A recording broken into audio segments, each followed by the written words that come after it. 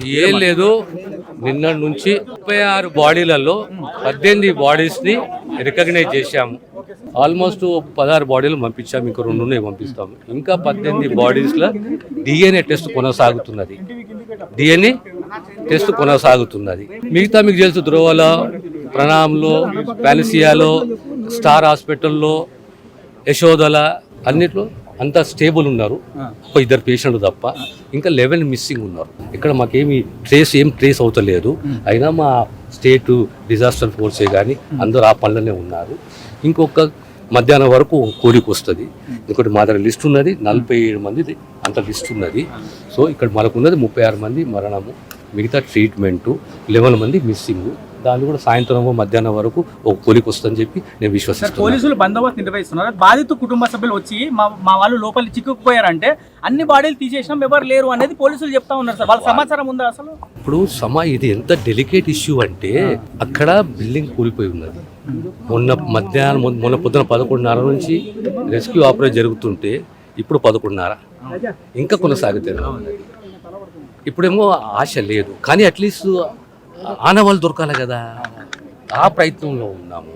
Sir ఉదయం సాయంత్రం అధికారులు ముందుకు వచ్చేసి ఒక ప్రెస్ నోట్ రిలీజ్ చేస్తే మాకు ఇబ్బంది, గందరగోళం నేను చెప్తాను.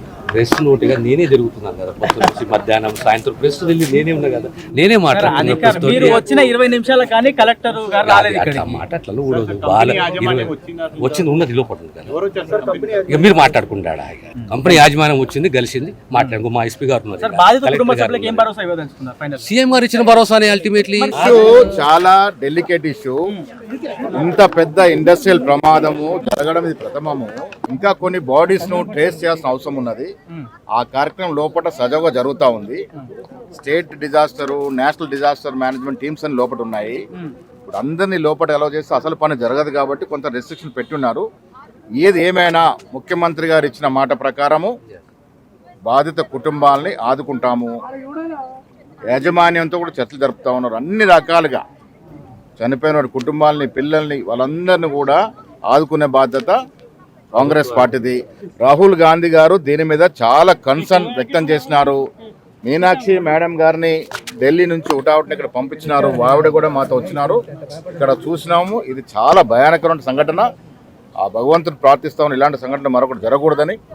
ఏది ఏమైనా జరిగిన సంఘటన దురదృష్టం. అక్కడ చనిపోయిన కుటుంబాలందరినీ కూడా ఎలాంటి ఇబ్బందులు లేకుండా ఆదుకుంటాం. కొంత ఓపిక పట్టాల్సిన కోరుతాం.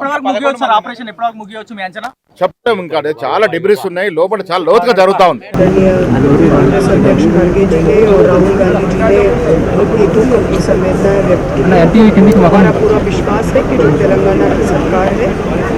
सरकार पूरी तरह से सभी मृतक परिवारों को और जो भी आज इलाज का चल रहा है उनके लिए जो भी कर सकते हैं वो जरूर करेंगे।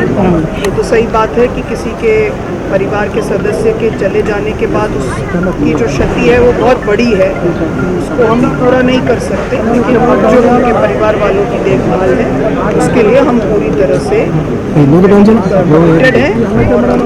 पूरी तरह से में कोई कसर नहीं। ఇన్ఛార్జ్ మీనాక్షి నటరాజు కానీ, దామోదర్ గారు కానీ, మన మహేష్ గౌడ్ ఎందుకు వచ్చారు అంటే, ఎప్పుడప్పుడు అటు గవర్నమెంట్ పరంగా సీఎం రేవంత్ రెడ్డి గారు, పార్టీ పరంగా మహేష్ గౌడ్, నటరాజన్ గారు, జిల్లా మినిస్టర్ అందుబాటులో ఇక్కడనే ఉంటున్నారు. నిన్న కానీ, ఈరోజు కానీ, మొన్న కానీ. సరే, ప్రాబ్లం వల్ల ఏంటంటే మిస్సింగ్ వాళ్ళు ఎట్లా చేయాలనేది కంపెనీ వాళ్ళు కూడా ట్రై చేస్తున్నారు. గవర్నమెంట్ గారు, జిల్లా కలెక్టర్, ఎస్పీ గారు కూడా ట్రై చేస్తున్నారు. ఎక్కడ కూడా 0.0 కూడా ఎక్కడ కూడా చిన్న ఇది కూడా తేడా లేదు. ముఖ్యమంత్రి సీరియస్ అయిన తర్వాత కూడా కంపెనీ వాళ్ళు రెస్పాండ్ కాలేదు.